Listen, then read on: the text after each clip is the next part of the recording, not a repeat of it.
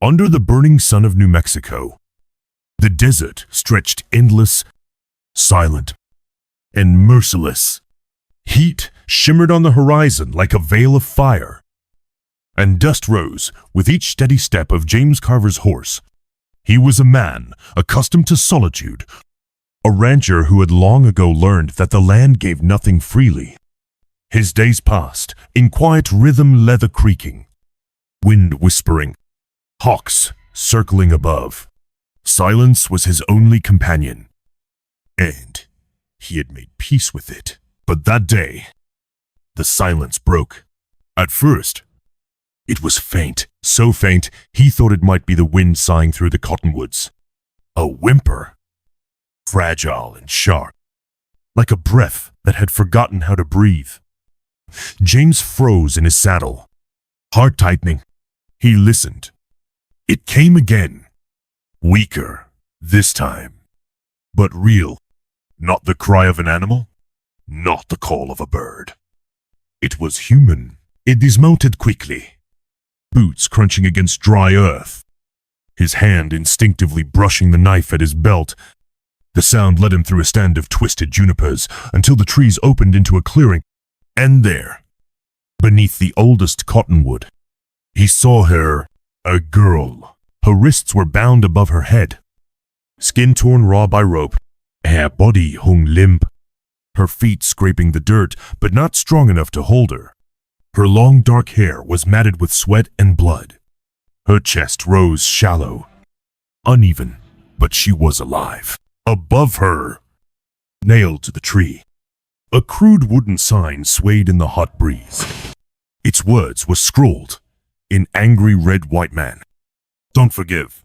James stepped back, bile rising in his throat. The air itself felt heavier, like a curse hung over the place. His eyes scanned the ridges, the rocks, expecting movement, but the desert lay still, holding its secrets. He looked at her again. Ethan, ma beninitéen, a stranger, a danger. Saving her might mark him. 2. The message on the sign was clear. She was meant to suffer, meant to die. James stood there, torn between fear and something deeper. His past whispered that he should turn away, protect himself. But then the girl groaned, a sound so weak it cut through every hesitation. He muttered under his breath, I ain't that kind of man.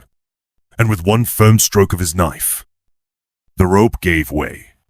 She collapsed forward, and he caught her before she hit the ground, a white light as bones, heavy as fate. That moment sealed it. James Carver chose compassion, knowing it might cost him his life. James Carver carried the girl against his chest, her body light but burning with fever. She felt as though her bones had turned to smoke, her breath shallow and ragged against his shirt.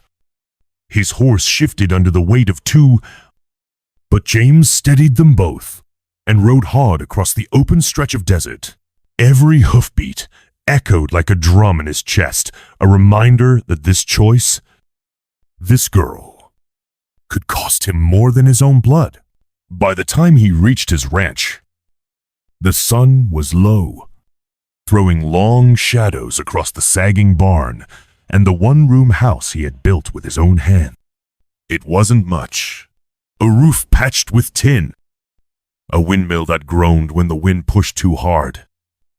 But it was solid, and it had kept him alive through lonely years. Tonight, it would have to keep them both. Inside, the air was cooler, though the silence felt heavier. James laid her down on the narrow cot by the wall. Her head rolled weakly, her lips cracked and dry. He pulled off his coat and draped it around her shoulders, careful not to startle her. She stirred only slightly, eyelids fluttering open for a second, eyes dark and unfocused, then drifting shut again. James fetched water from the basin and tore a strip of cloth from an old shirt. He can't be still here, dipping the cloth into the cool water and pressed it gently against her forehead. Her skin was hot to the touch, burning with fever. He pressed the damp cloth against her wrists, where angry rope burns carved deep into her flesh. She flinched faintly at the contact, but did not pull away. "I ain't going to hurt you," he muttered, more to himself than to her. His voice was gravel and dust, unused to comfort. "Just need to clean you up a bit." He worked slowly, carefully, washing the dirt and blood from her skin. Each movement was deliberate, almost reverent, as though he were touching something fragile that might shatter beneath his hands. The water in the basin clouded red and brown, carrying away the evidence of suffering. When he finished, he wrapped her wrists with clean strips of cloth, tying them loose but firm. He sat back for a moment, studying her face in the flickering lantern light. She was young, too young to bear scars like these. High-browed, strong-jawed, her cheeks hollow from thirst. Yet beneath the grime and exhaustion, there was something unbroken in her, something that refused to give way. James exhaled, rubbing a hand over his rough beard. "You remind me of a river I used to know," he said quietly. "Most days it looked dead, dry as bone. But after the rains, it ran strong. Folks called it Quiet Snake. Don't know why, just quiet." The girl did not stir, but he watched her chest rise and fall, slow and stubborn. He hesitated, then said, "Can't have you lying here without a name. Reckon I'll call you Mariah. Just for now. You look like a Mariah, kid, but strong." Still, no answer came. Only the faintest flicker of her lashes, as if she heard but chose not to speak. James covered her with a blanket, tucking it gently around her shoulders. He poured a cup of water, pressed it to her lips, and tipped it slowly until she swallowed. Weak and hesitant, a trickle spilled down her chin, and he caught it with the corner of the cloth, careful as if wiping the mouth of a child. He stood then, restless, unsure what to do with the silence that pressed down like a weight. His instinct told him to keep his distance, to protect her dignity, to protect himself from the questions clawing at his conscience. She was someone's daughter, someone's enemy, maybe someone's wife. And now she was in his home. James dragged his bedroll across the floor to the doorway. He would sleep outside by the barn. She needed the cot more than he did, and it didn't feel right for a stranger's eyes to follow her through the night. But before stepping out, he turned back, one last time. Mariah lay still, the blanket pulled up to her chin, her face soft in the lantern glow. For the first time since he found her, the trembling in her lips had stopped. Her breathing came steadier. Now, though shallow, the basin still sat beside her cot, tinged with the colors of what had been done to her. James picked it up, emptied it outside, and watched the water soak into the thirsty ground until no trace remained. That night, under the restless desert wind, James sat by the barn with his rifle across his knees. He told himself it was for protection, in case whoever had strung her up came back to finish the job. But deep down, he knew it was something else. He had taken on her burden, whether he wanted it or not, inside. The girl dreamed fitfully. She dreamed of fire, of soldiers, of rope cutting into sky and flesh. But somewhere in the haze, another memory formed rough hands that had not hurt her, but washed the pain away without asking anything in return. The next morning dawned harsh and bright. James rose early, set coffee on the stove, and stepped into the house. Mariah was still weak, her skin pale beneath the fever's flush. He placed a plate of beans on the table, though he doubted she would eat. Her eyes opened slightly as he moved. They were dark, deep, and still wild with suspicion. But they followed him, watched him. James nodded once, slow and steady. "You're safe here," he said, at least for the moment. No words came from her lips, but when he set the cup of water down, her hand reached weakly for it, fingers trembling, and she clutched his sleeve for just a heartbeat. It was the smallest gesture, but for James Carver, who had lived years in silence, it felt like the beginning of something that might just matter. The days that followed passed in a rhythm as fragile as desert glass. James moved about his ranch as he always had, feeding the animals, hauling water, mending fences, but nothing felt the same. Because now, he was not alone. Mariah lay on his cot, rising each day a little stronger. Though her silence never broke, she ate only when he pressed her, sipped water as though every drop cost her something dear. And all the while, her eyes followed him, not openly. Never for long, but in small glances, quick as a sparrow's wings, she studied him like a wounded animal studies the hand that feeds it. Suspicious, guarded, ready to run or strike if pushed too far. James understood that look. He had worn it himself once, years ago. When raiders came in the night, the smoke had carried for miles, the screams even farther. He had returned from a hunting trip to find his ranch in ashes. His sister, 16 years old, trapped in the barn, calling for him.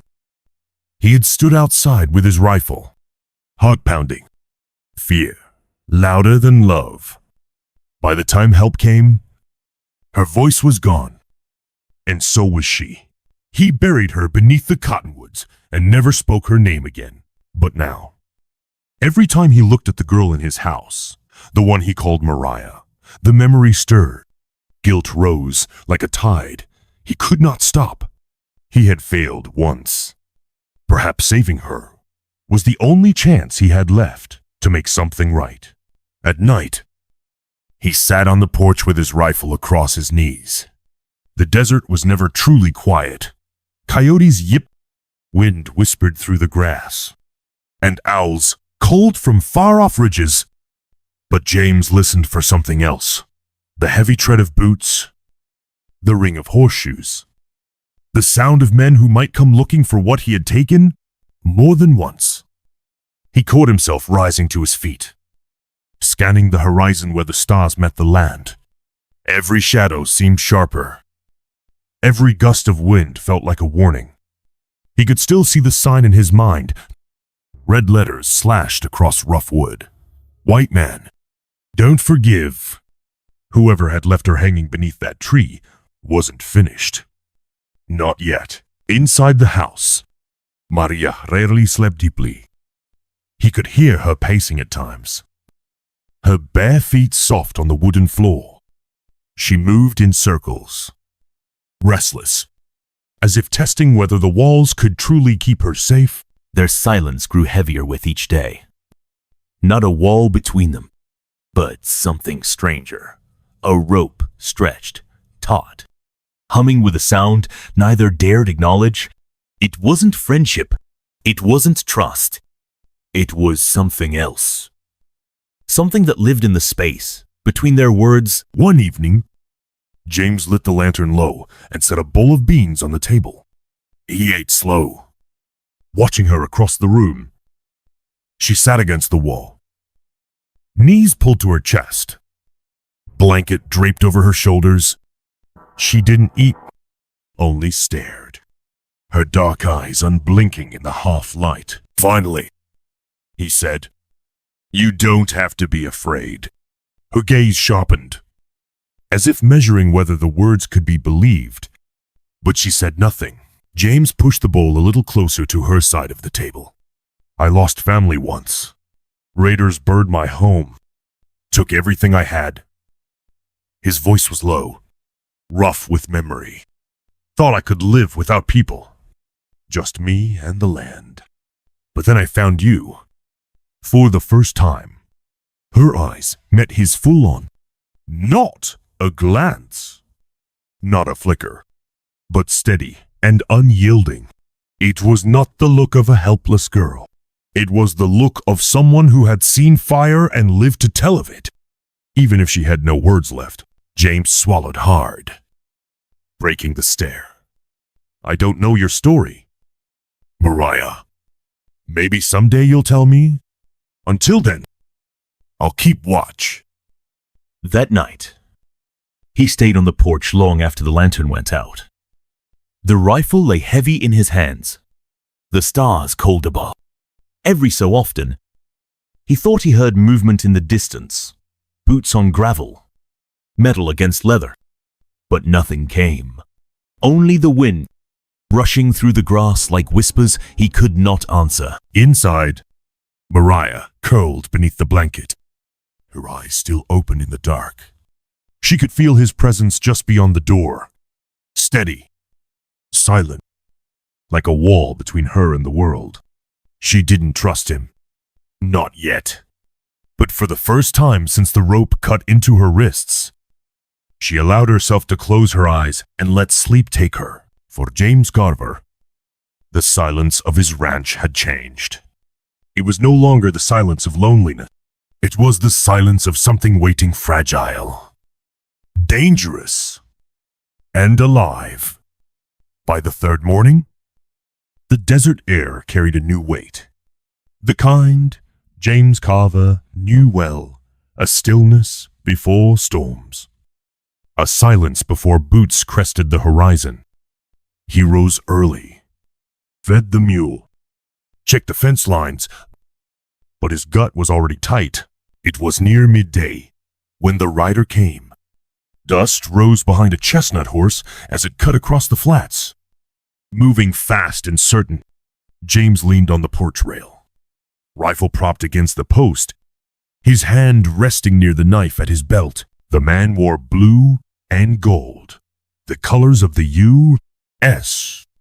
Cavalry. Sunlight flashed off the brass buttons of his coat. His jaw was rough with stubble, his eyes sharp beneath the brim of his hat. When he reined up at the porch, the air between them felt brittle, ready to snap. You, Carver, the officer asked. His voice clipped. Official, depends who's asking. Lieutenant Hall, Dust Hollow Station. The soldier reached into his breast pocket and drew out a folded notice. We're tracking a fugitive. He handed it down. James took the paper, already half knowing what he'd see. The sketch was crude, charcoal lines heavy and dark. But the likeness was there, sharp eyes, long hair, the face of the girl lying in his house. Beneath it, the words bled across the page. Wanted, murderer, dangerous, reward, $50. James kept his face still, though his chest burned hot. What she wanted for? White woman killed near the Apache hunting ground. Halle replied. Evidence points to her band. This one escaped custody. We have reason to believe she was rescued near Cottonwood Flats. His gaze flicked toward the house. Small. Yet, might be hurt. Might be hiding. You seen her? James folded the paper slowly, like it didn't matter. He handed it back. Ain't seen nothing but jackrabbits and a mule that won't listen. The lieutenant narrowed his eyes, studying him. You sure? She's dangerous. Carver. These people are savages. That sign they left on the tree, they mean it. You'd be smart not to get involved. James's jaw tightened. If I see anything, I'll send word. Hale lingered a heartbeat longer, then gave a sharp nod. See you do. He pulled the reins and turned his horse. Dust swallowed him as he rode off across the flats until nothing remained but the heat shimmer on the horizon. James watched until the last trace was gone. Only then did he exhale.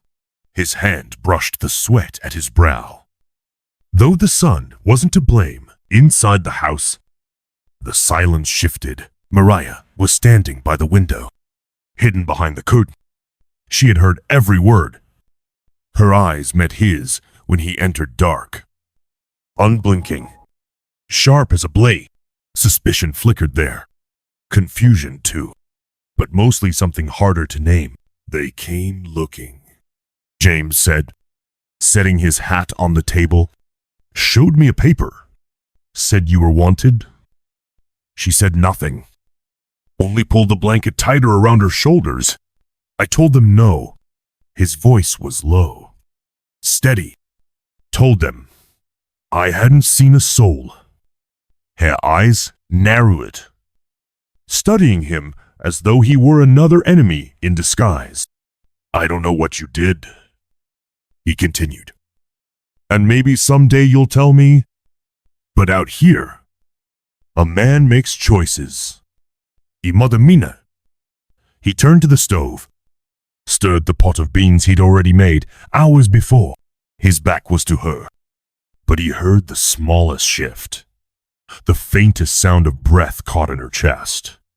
That night, the air was heavy with more than desert heat. James sat on the porch, rifle across his knees, watching the stars scatter across the dark. Every sound in the distance, the howl of coyotes, the rustle of brush felt sharper than before. He waited for hoofs, for voice, for men with warrants and rifles, but behind him, through the thin wall of the house, he could hear something else. Movement, not the restless pacing of before, but lighter, the sound of her footsteps drawing near the door, then stopping. For a long while, neither of them moved. He sat with his rifle. She stood behind the wood.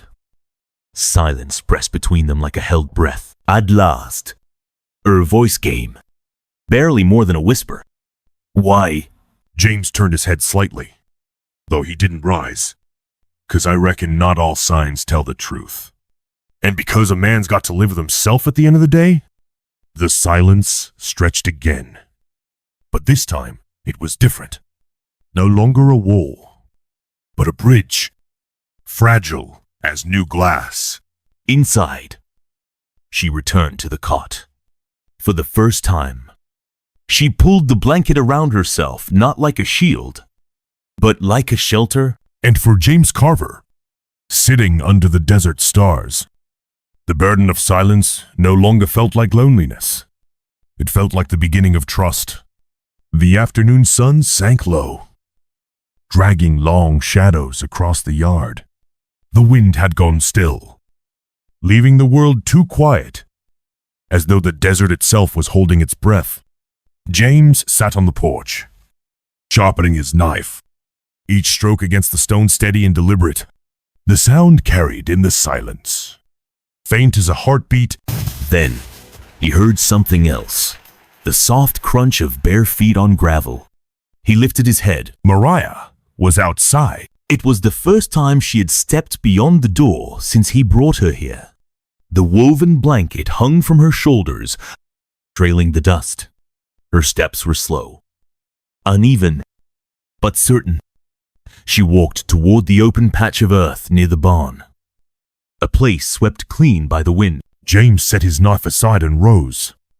He didn't follow right away. Didn't want to break whatever fragile courage had brought her out. She knelt in the dirt, pulled the blanket back from her arms, and picked up a stick. Her hand moved with purpose, scratching lines into the earth. James stepped closer, boots soft against the ground, and saw the image forming: a bird, wings spread wide, feathers etched bold. But fire encircled it, flames licking upward like a crown of pain. The bird looked alive, but in agony, caught between rising and burning. James stopped a few feet behind her. "What's that?" he asked quietly. For a long moment, she said nothing. Her face was still, eyes locked on the drawing. Then, her voice cracked dry and low, rough from silent. "Bird in fire," she said. "My people's sign." James crouched, watching the dirt, watching her hand tremble as she tapped the center of the bird. This was my father's mark. Our family's. We painted it on tents, carved it in wood, always flying, always fire. Her shoulders stiffened, her jaw tightened. He could feel the weight in her body as though it pressed the ground itself. "They came," she whispered. "Soldiers. Last spring. Said we must move. Far. To dry land. No food. No water. Said we were danger." Her hand dug the stick deeper into the dirt. We said no. We stayed. We fought. Her voice thinned, cracking like old wood. "They burned. They killed my mother. My 2 brothers burned inside the tents." James's fists clenched against his knees. The words pressed into him like stones. "I ran," she went on, her voice halting, broken. "I hid. They found me, beat me, tipped me. Sai distole rifle. Said, I killed." She turned, then, her eyes locking with his for the first time without flinching. Fire lived there, raw and shaking. "I did not steal. I did not kill. I did nothing wrong." The last words tore from her like a storm, echoing across the empty yard. For a moment, the desert itself seemed to hear her. James didn't speak. He couldn't. Instead, he lowered his hand and pressed his palm into the dirt beside her drawing. Not touching her, not erasing it. Just there, skin against the same earth, his fingers spread wide in silent witness. Her breath broke. The stick slipped from her hand. Her shoulders shook. First a tremor, then waves she could no longer contain. She folded forward, arms around her knees, air falling like a curtain. The sobs came raw, tearing, too big for her body to hold. James stayed where he was. He didn't reach to pull her close. He didn't offer words that would fall empty. He simply kept his hand in the dirt beside hers. A presence unshaken. A vow without speech. Time stretched. The sun slid lower, painting the sky in copper and ash. Slowly, ere sobs gitted, she lifted her head. Face streaked with tears and dust, eyes stripped of every defense, her lips parted. And the word came faint but clear. "Ayana." James blinked, hearing it as though it were a prayer. "My name," she whispered again. "Ayana." He nodded once, steady as stone, his voice deep and certain. "All right. Then, Ayana, it is." The firebird she had carved in the dust faded under the shadow of even, but the ashes of truth remained between them. For the first time since he cut her down from that tree, she had given him more than silence. She had given him her name. The evening fire burned low, its glow flickering against the rough-hewn walls of James Carver's cabin. Ayana sat across the table, her shoulders wrapped in his old coat, her face lit soft by the lantern's flame. For a long while, neither spoke. Silence had been their language from the start, but tonight it felt different. Not the silence of strangers, but of 2 souls carrying burdens too heavy for words. At last, James set down his spoon, his voice low and steady. "You asked me once why I cut you down. Why I didn't walk away." Ayana lifted her eyes, dark and searching. He held her gaze, no longer hiding the scar that lived inside him. "I had a sister," he said. 16. Sweetro. Raiders came while I was out hunting. When I came back, the ranch was ash. I heard her crying in the barn. His jaw tightened. His hands clenched. I had my rifle. I could have gone in. But I waited for help. By the time it came, she was gone. The weight of confession hung in the air like smoke. James looked away. His voice gravel. I saved you because I couldn't save her. Ayana's breath caught. She leaned forward, her voice a whisper, raw with memory. And I lost everyone because I would not run. They said go, said move. But we stayed. My mother, my brothers, my people, burned because we refused to bow. I am here because I fought to stay. Her eyes shone, not with tears this time, but with fire. Their pain stood naked between them. Two scars carved by the same blade of loss, his hesitation, her defiance. The silence stretched until James reached across the table. His calloused hand hovered, then settled gently over hers. She stiffened for a moment. Then let it be. No words passed. Only the shared truth of two broken hearts finding a mirror in each other. Slowly, instinctively, they leaned closer. At first it was hesitant, a breath's distance. The pause of two souls, uncertain if they had the right, then, as though the desert itself willed it, their lips touched, fragile, unsteady, yet undeniable. The kiss was not passion's blaze, but survival's whisper, two people remembering how to breathe again. Her hand trembled against his chest. His arms circled her back. Cautious, but certain, behind them, the fire popped, carrying their silence into something new. In the days that followed, life softened. Ayana moved more freely around the ranch.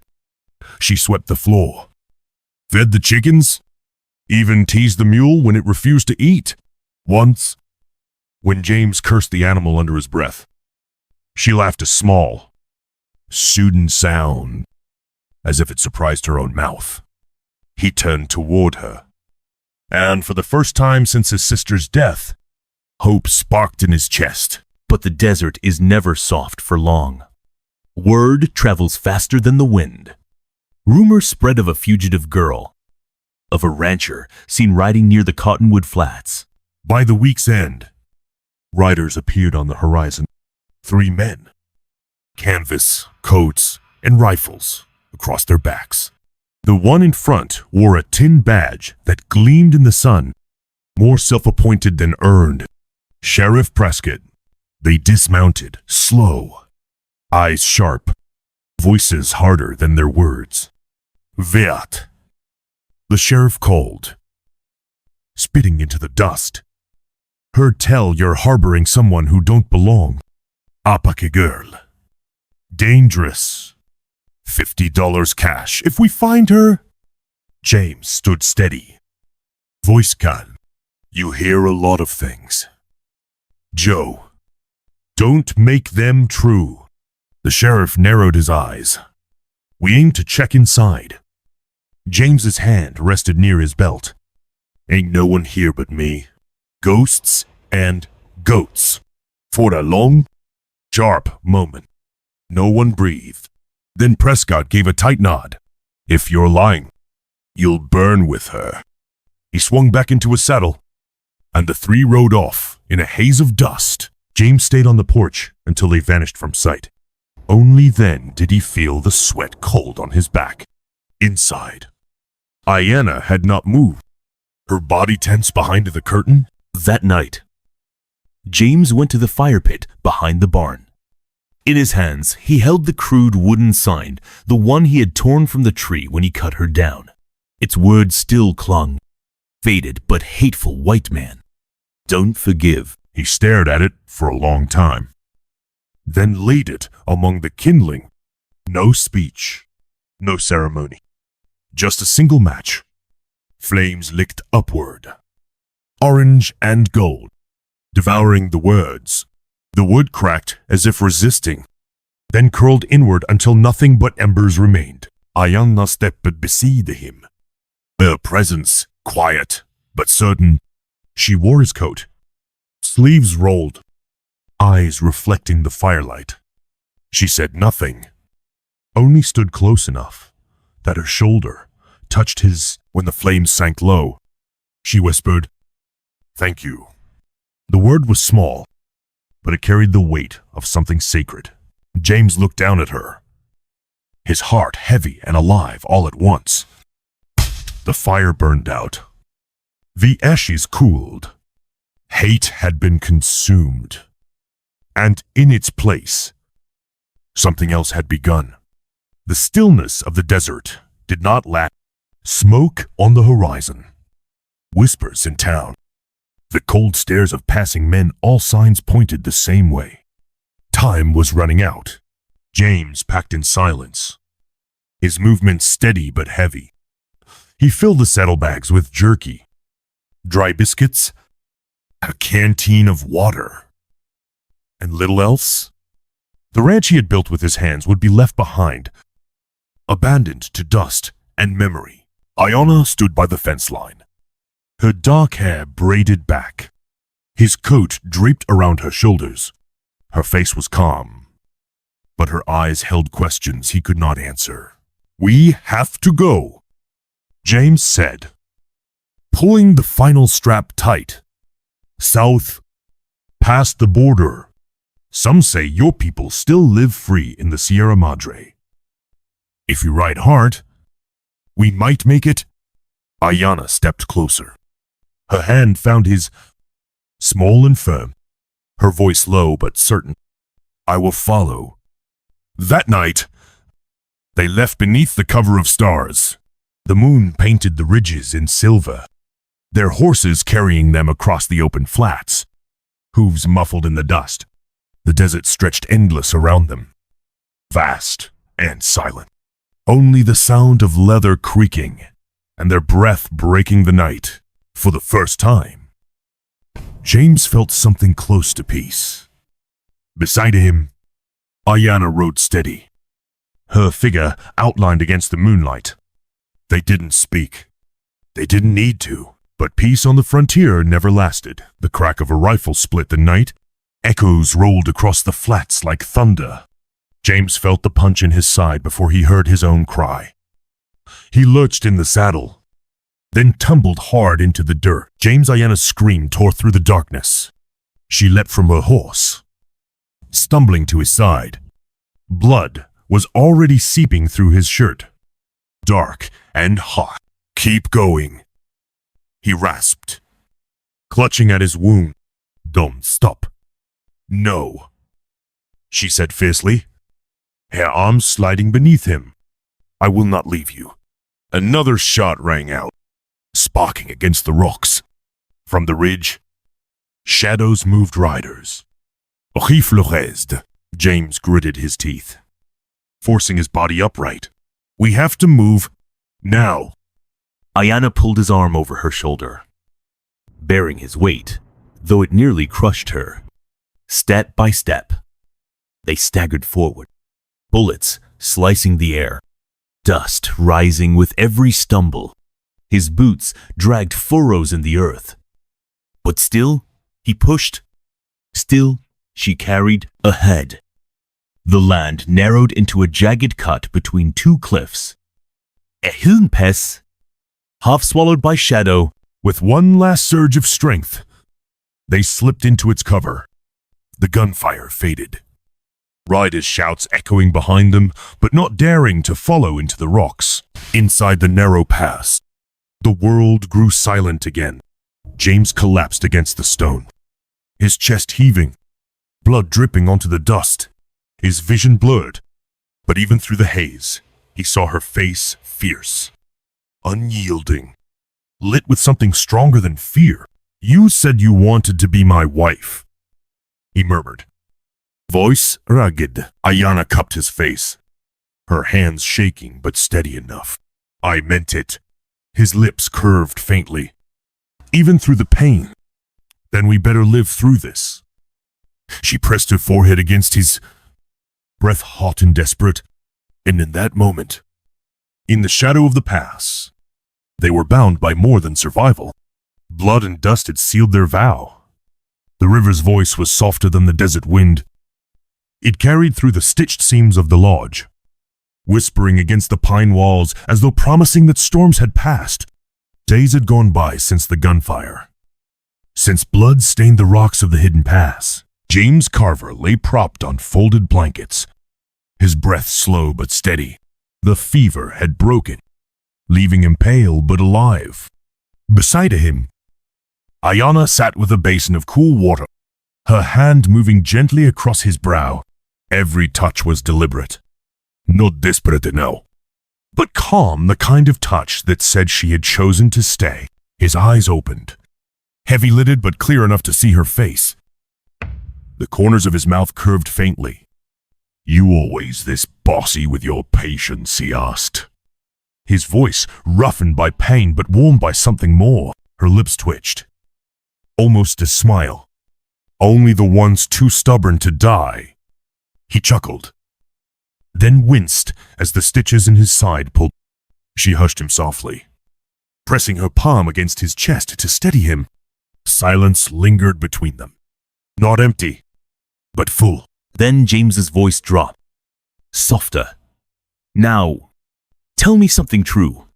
Ayana looked at him, uncertain. "What do you mean?"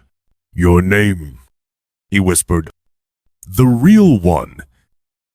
For a moment, her eyes glistened. She took his hand and placed it over her heart. "Ayana," she said at last. "It means peaceful river. My father gave it to me." James closed his eyes, letting the words settle in his chest like a prayer. When he spoke again, his voice was raw, but certain. "Ayana, you're the only peace I've ever known." She held his hand tighter, her silence more powerful than any vow. Time passed. The lodge stood on the southern edge of the territory, built of pine and hide. Small but strong, the river's steady current fed their days, and the desert storms became only distant memories. Ayana moved through the space like breath itself, stitching clothes, tending herbs, humming softly while her hands worked. Her belly grew round, carrying new life within her, proof that even in a land scarred by fire, something tender could take root. James trained a young Mustang in the yard, his voice low and patient. Sometimes, when he glanced back toward the lodge, he caught sight of her silhouette in the doorway, and every time, he smiled. Their home bore no trophies, no portrait, no reminders of hate, only survival, only love. At dusk, they often walked to the riverbank, barefoot in the shallows. Ayana let the water kiss her skin, her hands resting over her belly as she whispered to the child within. James would come to stand beside her, their fingers entwining without words. Together they watched the stars blink into view, the river carrying their reflections like a promise. No one had expected two hunted souls to find a home together. But love in the West was never about promises. It was about survival. And in a land scarred by fire and loss, James Carver and Ayana found something stronger than hate. They found each other, and that was enough. If this story touched your heart, share your thoughts in the comments. Tell us what love and survival mean to you. And don't forget to subscribe, so you never miss another tale of the Wild West, where bullets may miss, but hearts never do. Share this story with someone who believes that even in the harshest deserts, love can bloom like water from stone.